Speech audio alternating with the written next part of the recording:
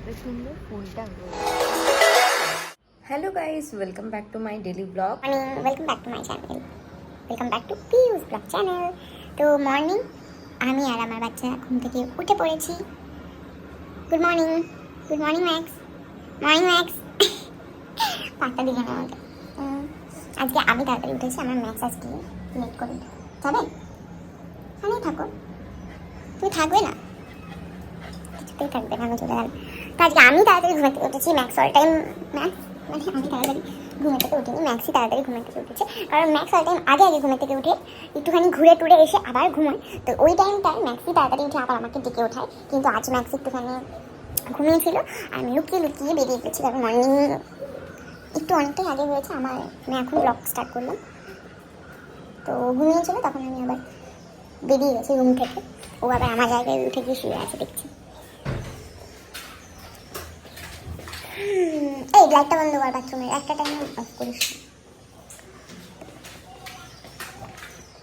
আমি ঘুম থেকে উঠেই 1 লিটার জল খেয়ে নিই, টানা একটা করেছি, আমি পুরোটাই খেয়েছি, মানে পুরোটা খাই, মানে হাফ ছিল, হাফ খেয়েছি। এরপর আমি ডিটক্স ওয়াটার খাবো for my body, sad body.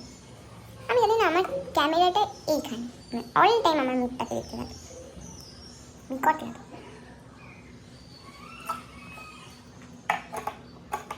Literally 2 দিন ধরে না মানে ভেবে ভেবে লাইফ নিয়ে খুবই একটা স্ট্রমার মধ্যে পড়ে গেছি। এত ভাবনা চিন্তা ছোটোবেলায় ছিল না, এখন ভাবি যে ইয়েস, ছোটোবেলার লাইফটাই ভালো ছিল, বেটার ছিল। যখন ছোটো মানে কেন একটু পরিষ্কার করেনি, যখন ছোটো ছিলাম না, তখন মনে হতো যে কখন কবে বড় হবে। কিন্তু এখন মনে হয় যে ওই লাইফটাই কত ভালো ছিল, এনজয় ছিল।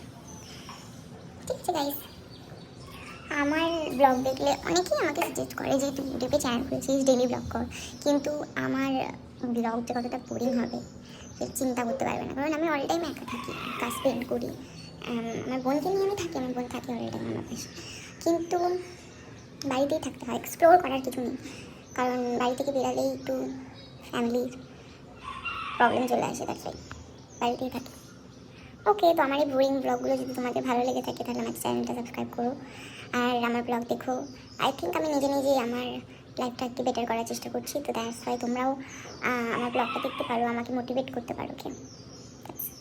এটা আমার একটা কথা। ঠিক আছে, চলো এখন আমি ফ্রেশ হবো, ফ্রেশ হয়ে কী করছি তারপর তোমার সাথে শেয়ার করছি। ওয়েদারটা দেখো কত সুন্দর আজকে, আর আমাদের এই জায়গাটা অল টাইম ওয়েদারটা এরকমই থাকে। তো একটু পরেই অস্বাভাবিক রোদ উঠে। আর আজকাল এত গরম পড়ছে না, মানে থাকা একদম কষ্টসাধ্য হয়ে যাচ্ছে। আমি তো এই রুমটার মধ্যে আবার ফ্যানটা নেই, ফ্যানটা ছিল, খারাপ হয়ে গেছে। ল্যাদ হয়ে গেছে আমার লাইফটা, পুরো ল্যাদ ল্যাদ খুব লাইফ করছে। ওকে, ল্যাদ করে বলে এখন আমি বলবো জিম। ইয়েস, বডিটাকে আমার ফিক্স করতে হবে। এখন জিমের আউটফিট মুছিয়ে নিচ্ছি। গাইস, আমার ওয়েট লসে আমি একটা ভিডিও দেবো। হ্যাঁ, এখন শ্যুট করবো আমি ভিডিওটা, আজকেই শ্যুট করবো। তো আমার লাইফে অনেক কিছু আছে দেখানোর জন্য, আমি চাই সেগুলো দেখাতে। তখন আমি ওয়ার্কআউট করবো, তার জন্য রেডি হবো। আর এখানে ওয়ার্কআউট করা মানে আমার লাইফের লাস্ট দিন থেকে আমার তো গরম, আমি ইজি ঘরে ওয়ার্কআউট করবো, তখন আমি ওয়ার্কআউট করবো। ও মাই গড, তখন আমি আমার ওয়েটটা একটুখানি